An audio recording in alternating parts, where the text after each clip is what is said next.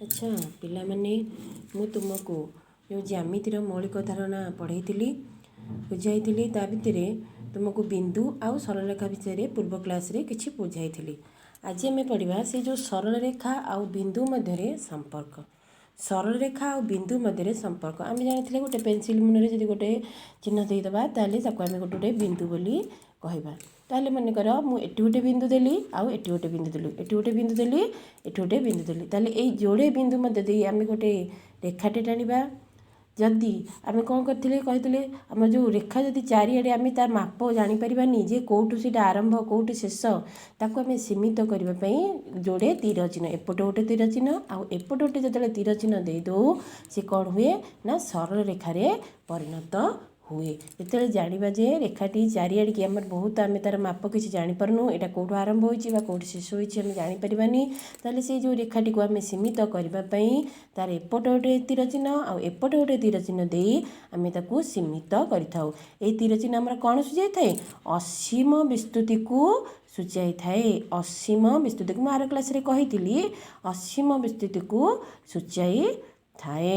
ताले तीर चिन्हटा आमर कौन आम जानिले जे एटा तीर चिन्ह दे देइछे किंतु ए रेखाटी आड़िकी जाई परिबो आउ आड़िकी भी जाई परिबो। अच्छा पिले ताले ए सरल रेखा को आम कौन करि परिबा आउ ना तार नामकरण भी आम करि परिबा। नामकरण केमती करबा मन ए बिंदु को गोटे ए दे देले आउ ए बिंदु को गोटे बी दे देले आमर समस्तिंकर किछि ना थाए ना रहिले आमर को जानिबा को सुविधा डाकिबा को सुविधा बुझिबा को सुविधा तेणु सेमती सरल रेखार मध्ये गोटे नामकरण करदबा गोटे हला ए आउ हला बी ताले आकु केमिति पढ़िबा ना ए बी सरल रेखा या ना कौन है ए बी सरल रेखा।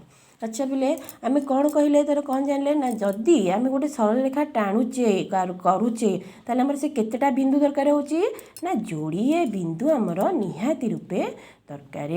ताले गोटे सरल रेखा पाई आमर केतेटा ना दुईटी बिंदु दरकार अर्थात जोड़िए बिंदु मध्य दुईटी बिंदु मध्य आम केतोटी सरल रेखा टाणी परिबा ना दुईटी बिंदु मध्य आम गोटे सरल रेखा अंकन करि परिबा। दुईटी बिंदु मध्य आम गोटे सरल रेखा अंकन करि परिबा।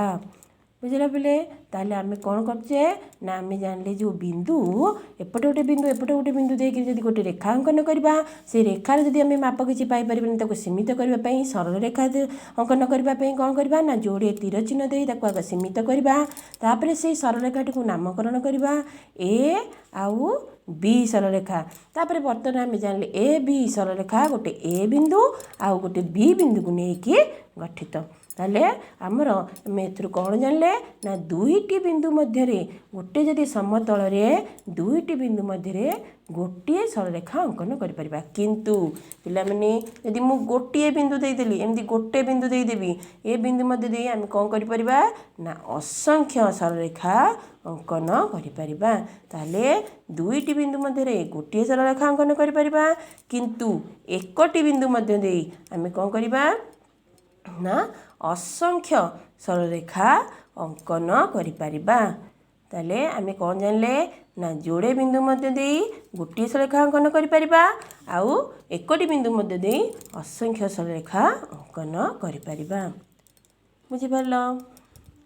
तापरे सेमती गोटे समतल उपर स्थित दुईटी सरल रेखा गोटे समतल रे जदि दुईटी सरल रेखा थिबो देख कौन करि परिबा आमे जदि देख ए बी गोटे सरल रेखा आउ सी डी गोटे सरल रेखा ए बी आउ सी डी सरल रेखा को जदि आमे एमिति अंकन करि परिबा ये देखिले कोन ना गोटे बिंदु रे छेद कला एठी गोटे सरल रेखा एठी गोटे सरल रेखा ये कोन ना गोटे बिंदु रे छेद करसुंती सरल रेखा ना दे दियो ए बी आउ हला सी डी एठी गोटे ए बी सरल रेखा एठी गोटे सी डी सरल रेखा ये केतोटी बिंदु रे छेद कले ना गोटे बिंदु रे छेद कले ए जो बिंदुटा को आमे कोन करबा ना गोटे छेद बिंदुर ना कोन छेद बिंदुरे ना हैला ओ आ हैला छेद बिंदुर नाम हैला ओ सरल रेखा मानकर नाम हैला कोन ना ए बी सरल रेखा आ गोटे हैला सी डी सरल रेखा।